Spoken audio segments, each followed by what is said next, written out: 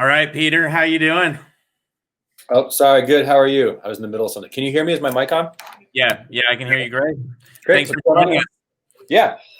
My So title sucks. Am I on right now? you are on, No. yes. Sorry.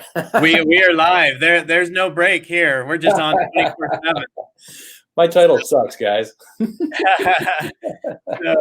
Anyway, we're just jumping from one to the next, but Sure. happy to have you join us today. Yeah, Maybe thanks for having me. I appreciate it. Those will be fun. background. I know you have a team. You're also a maps coach. Yep. Tell us a little bit more about that. Looks like you're probably at the 400 range right now, going to 500. Yeah, we should cross the 400 line in pending and closed, if not the end of this week, early next week. So we'll probably close somewhere between 415 and 425 this year, which is a big leap. Last year we were at Congratulations. 350. What's that? Congratulations. Well, thank you So very much. I from appreciate that. Yeah. 250 to 450, it sounds like. God willing, the creek don't rise. Yeah, as long as this hot market, which by the way, everyone's an expert in, everyone's a hero these days. So we're Yeah, milking it for what it's worth right now. yeah. You and the rest of the hustlers, right? That's exactly right. Make hay while the sun's up. Who knows what next year is going to look like? So let's do what you Yeah. can when you can. Well, hopefully, what Greer shared with us earlier is truth, and that we're going to be up another 10 to 18%. So Yeah, it's possible. The weirdest thing about all of this is it seems like there's like two parallel universes going on right now, right? One is our reality, which is that our market segment seems to be going great, and all the people that buy and sell seem to be confident in taking action. And there's this other parallel reality which seems to run the face of all logic, which is we should be in a recession right now. We should be feeling it, and everything should be falling apart at the seams. And so, I don't know when these two things reconcile. They've got to eventually, and if you study real estate cycles, we're probably about due for it. And most people thought it was going to happen in 2020, and yet it hasn't. So who knows, man? All bets are off. I personally haven't seen a pandemic before. Have you? no, and if you look at the real estate cycles, I believe the normal real estate cycle is about 8 years, 6 to 8 years. Yeah, 7 to 10 years. That's exactly right. And So that being said, I mean, yeah, we're way overdue. we're way overdue. We were 2008. So yeah. But the recovery from 2008 was slower and longer yeah, than all the previous recoveries. So it makes sense from that perspective that we should have a couple more good years. And of course, interest rates are retarded. So how much time are we buying from the future right now and just to cram in deals today with this artificially low interest rate? yeah, interest rates are absolutely helping in driving this forward. So No doubt. well, good. Well, I'd love to have you kick us off and share with us what you've done to really bridge that gap. And I would say bridging the gap not only from 400 to 500. That's what you're going to do next year. But I mean, how have you done it this year? That's huge growth from 250 to 450. Well, 350 to 450. Okay. So I can't take credit for that. You know what? I think when you have a big jump like that, so what is that? 350 to 450, that's 125. It's just shy of 30% growth, right? That doesn't happen because we started the year deciding it was going to happen. That's the consequence. That's the result of decisions that were made 2 years ago that are finally showing up in our business model. And one of the big ones, there's a couple of things that we did differently. The big one was 2 years ago, I made a kind of a mindset leap and decided to decentralize how our business was run. And when I mean that, what I mean is I removed myself from the center of everything. Up until that point, I had been a bottleneck of authority and a bottleneck of opportunity. And there are some great things about that. One, it's a little bit more of a profitable model. Two, you're in total control, or you're in a much larger amount of control. But there are also some real limitations. Unfortunately, all of us have our own limitations. And as long as you are trying to maintain absolute control or a high level of control, the organization can never grow bigger than you can, because all of us are human. We all have our capacity. And so the big switch that was flipped 2 years ago was choosing to decentralize leadership, decentralize opportunity, and allow for more fluidity in how agents go about hitting their numbers.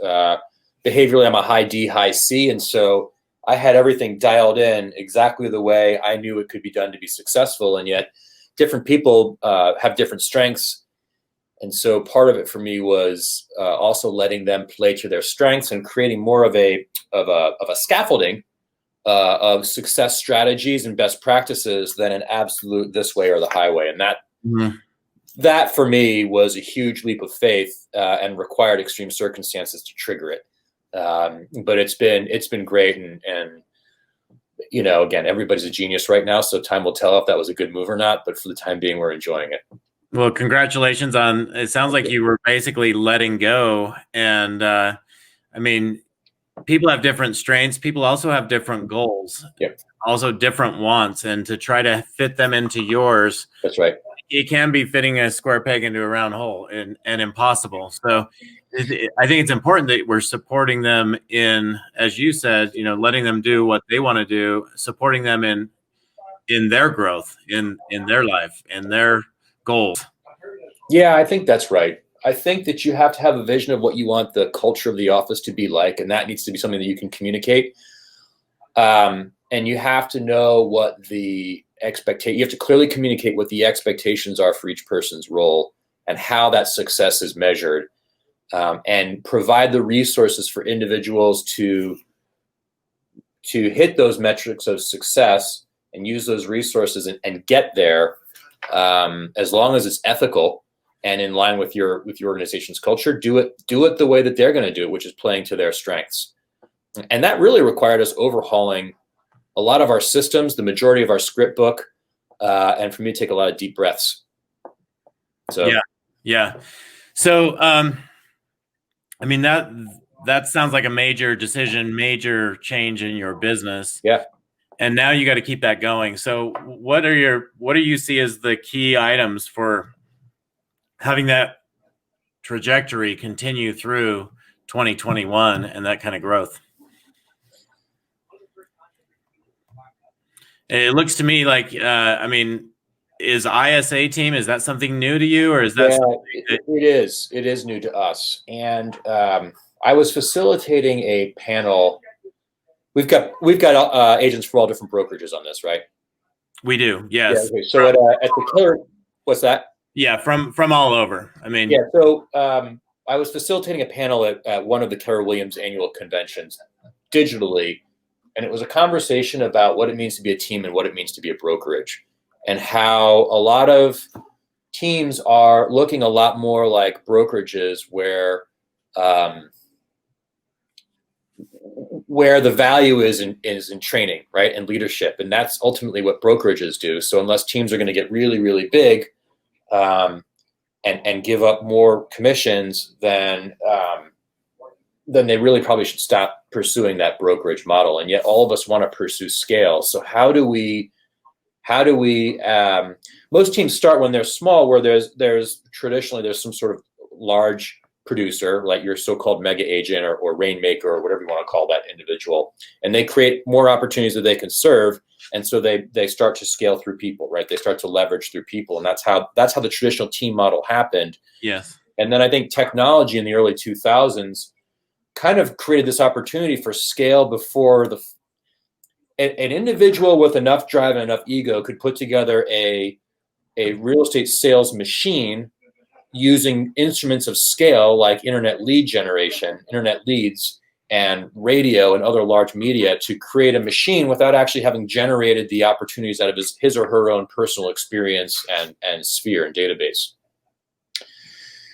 And I think that quickly bled into, well, let's just stack a lot of bodies. We'll look like a brokerage, charge higher splits, and we'll deal with the churn, and there'll be a great business model there. Unfortunately, it's not great for the agents that participate in that model. And so I think for us, if we want to go from 400 to 500, if we start pursuing the stacking bodies model anymore, that's not healthy long-term, and that's not the business we're in. We're not in the brokerage business. The team business is one where the team is creating opportunities for the agents that choose to align their careers and their income with the team.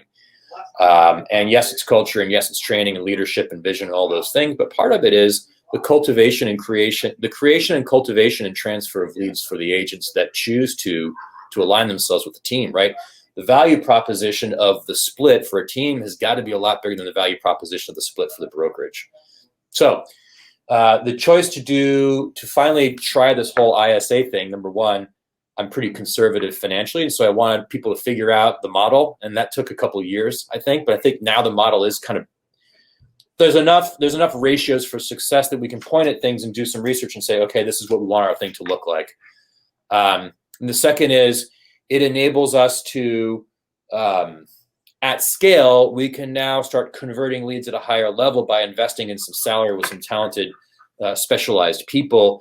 And it enables us to maintain our value position of creating and cultivating and transferring leads for our agents at scale, which up until this time we'd be able to do without individuals focused on that exclusively.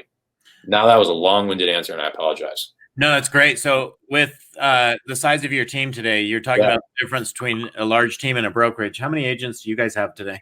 Yeah, so I would say we're a medium-sized team. There's some people in here that are beasts that have like 50 agents on their team, and I think they're badass.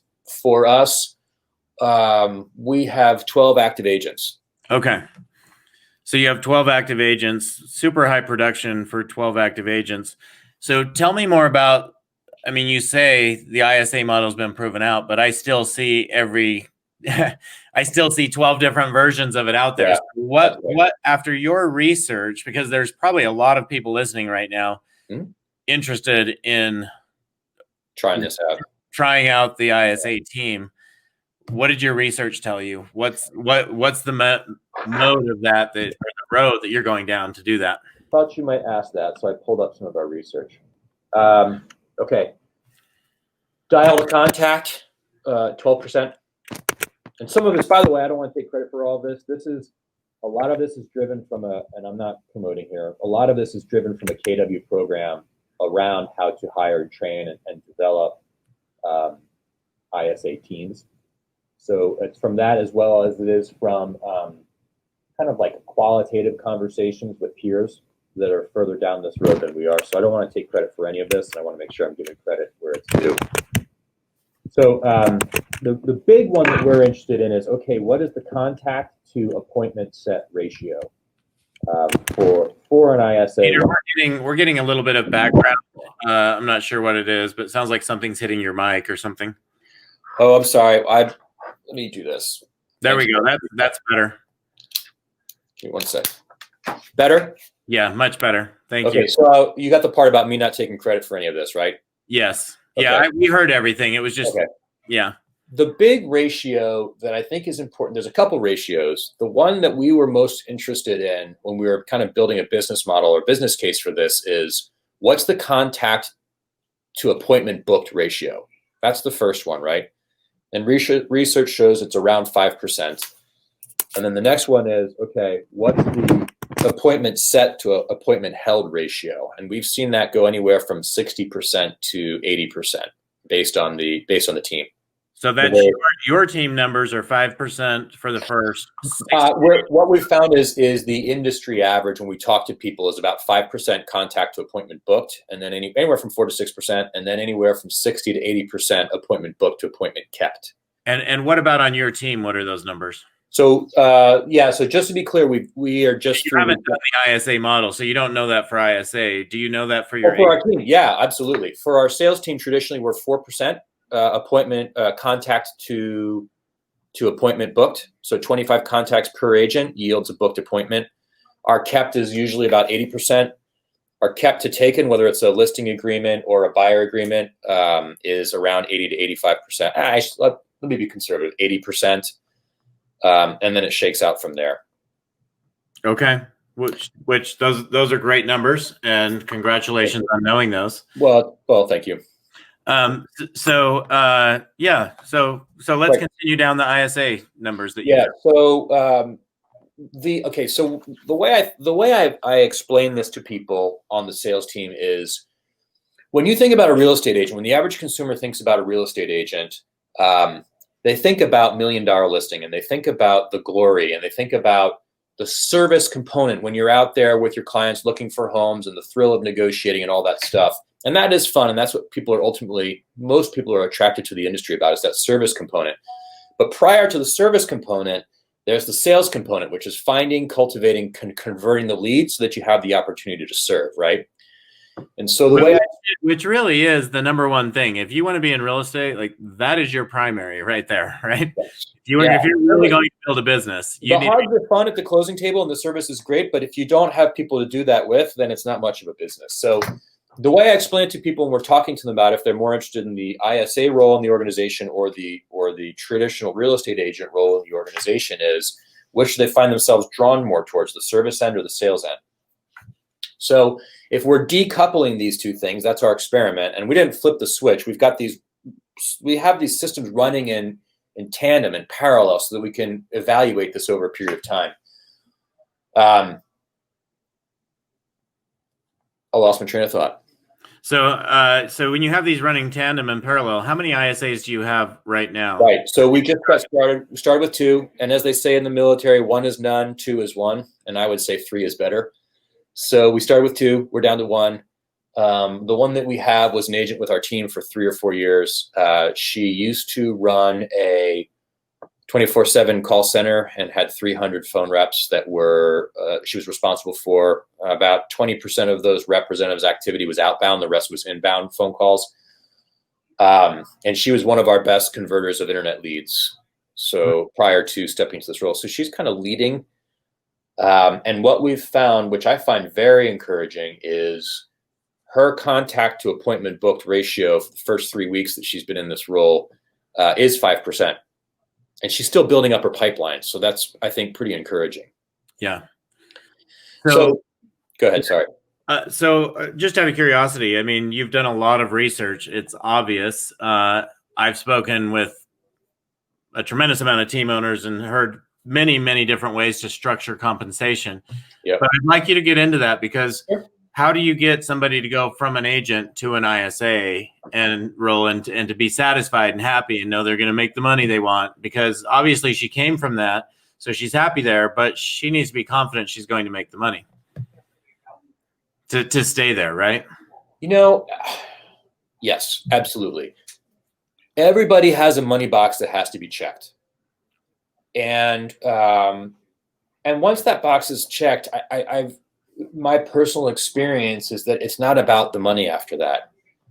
Things like quality of life and work-life balance and accessibility and availability to your children and stress levels and all of that stuff, nights and weekends, like we all have different value systems and different priorities in how we choose our career path. And it's not, I don't have the right to project my career value system onto anybody else. Mm-hmm.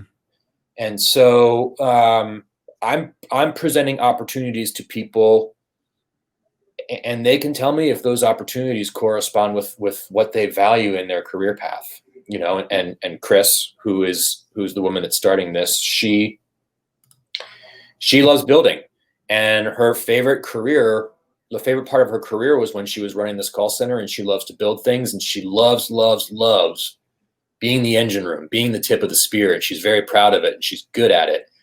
And so we were lucky that we found a talented person and to start this.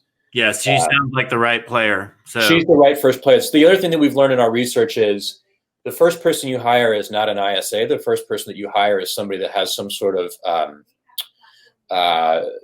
telephone-based sales and service background, that understands the metrics, that understands the mindset, and just needs to be taught real estate. We were lucky enough to find somebody that does both. And we were in relationship. These guys don't know I'm on a Zoom right now. Hi, guys. Sorry. This is the way you present these days, right?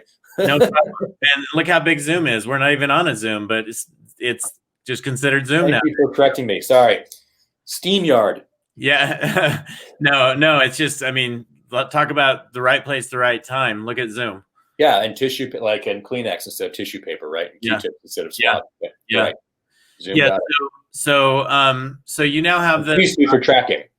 Yeah, exactly. And it is a good time, because I think for Sisu, like, people have realized that in order to really take their business to the next level and to be able to make smart decisions, they really need to know these numbers. Like you just walked through all of your conversion ratios along the way. If you didn't know those, you can't make a business decision. You really can't. You don't have a business. You've got a job, or you're going to be held.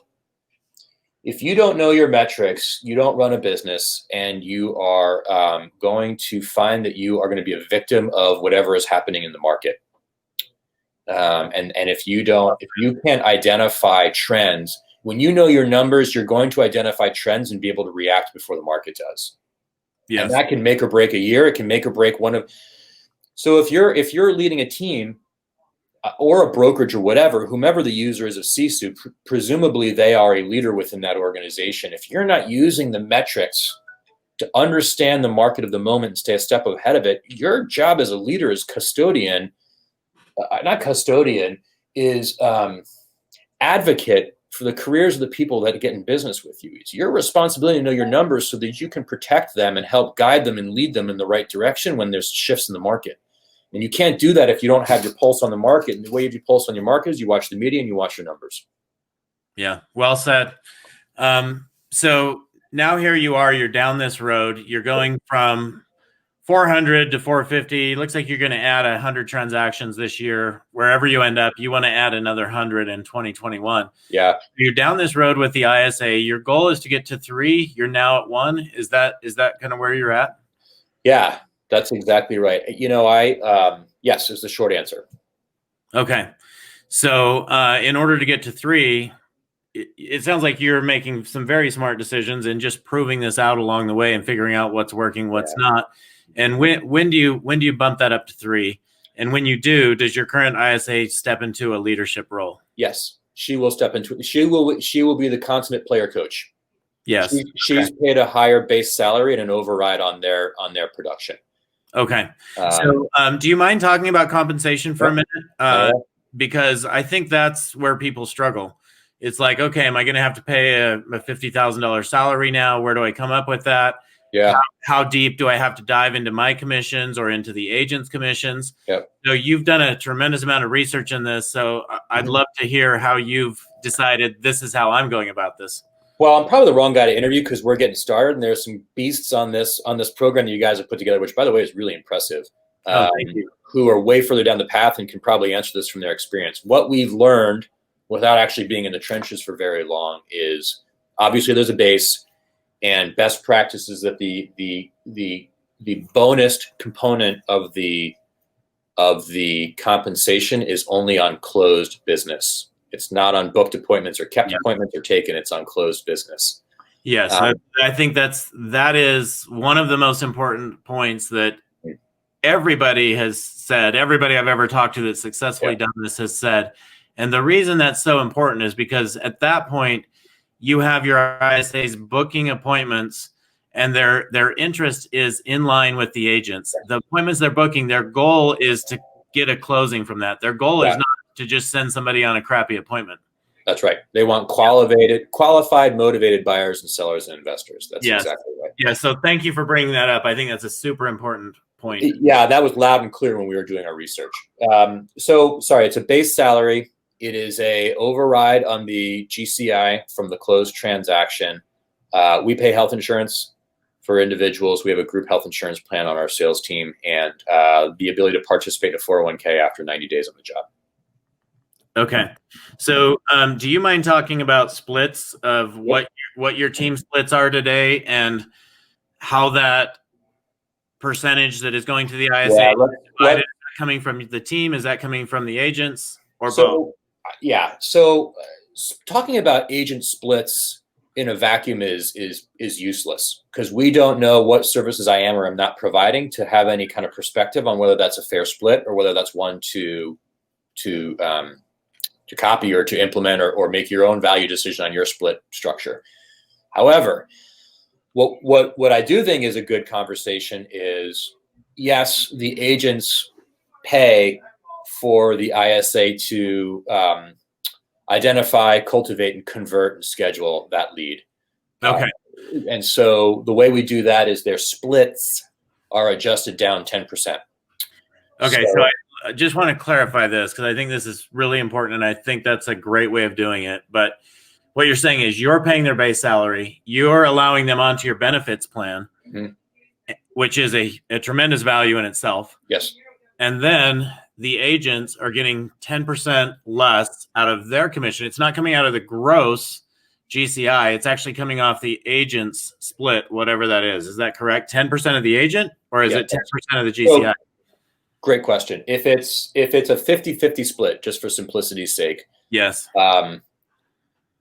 If they are closing a transaction that was qualified and booked by the ISA, they will keep 40. I will keep 60.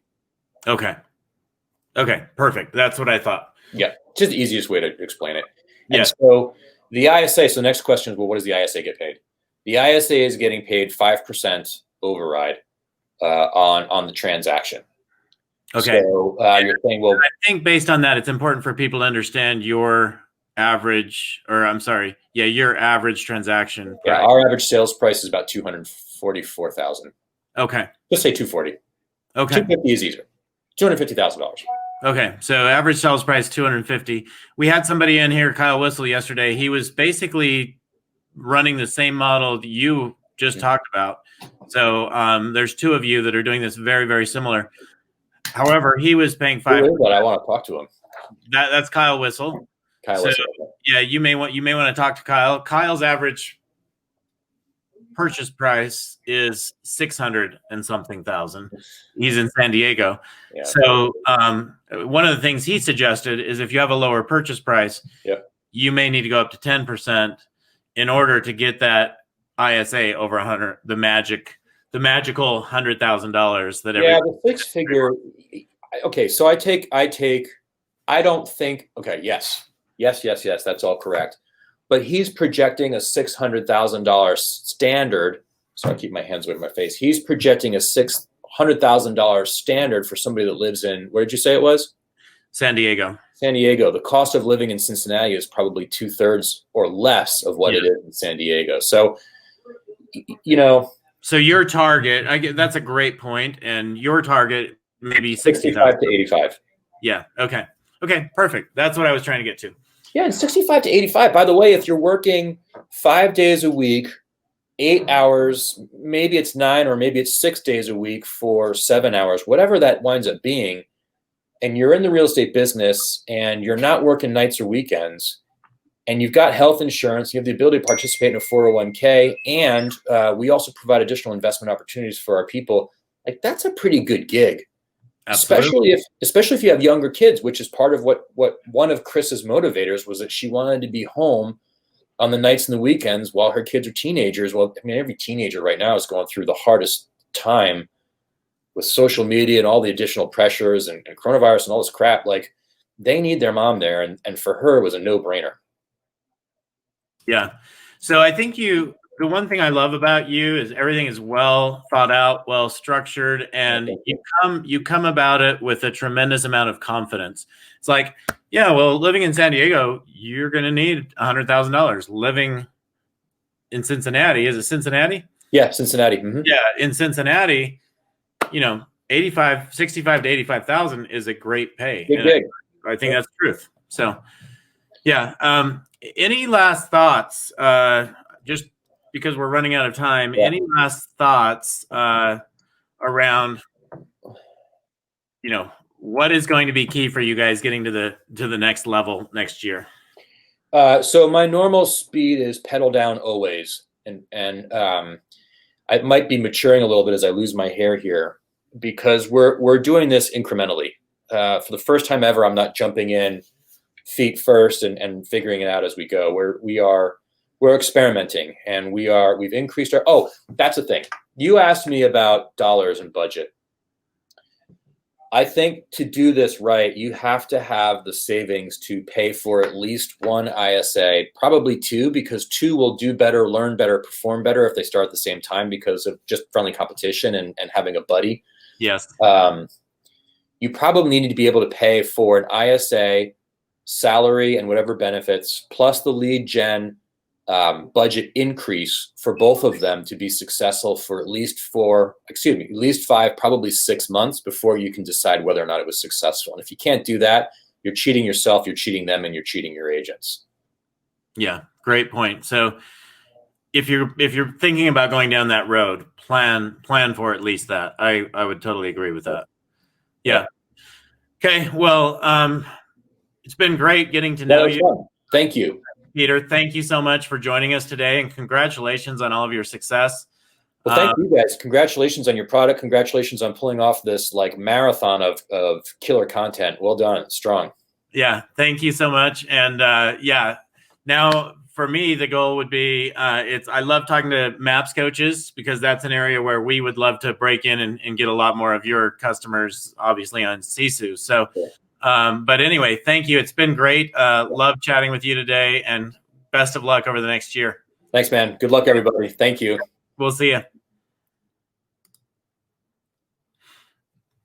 All right, everyone. That ends our session here. We have still in the track B, we have Jeff Moore happening right now. If you'd like to join that, I'll be back with you in 30 minutes with Rivers Pierce. So we will catch up with all of you then. Thanks so much for joining us this morning.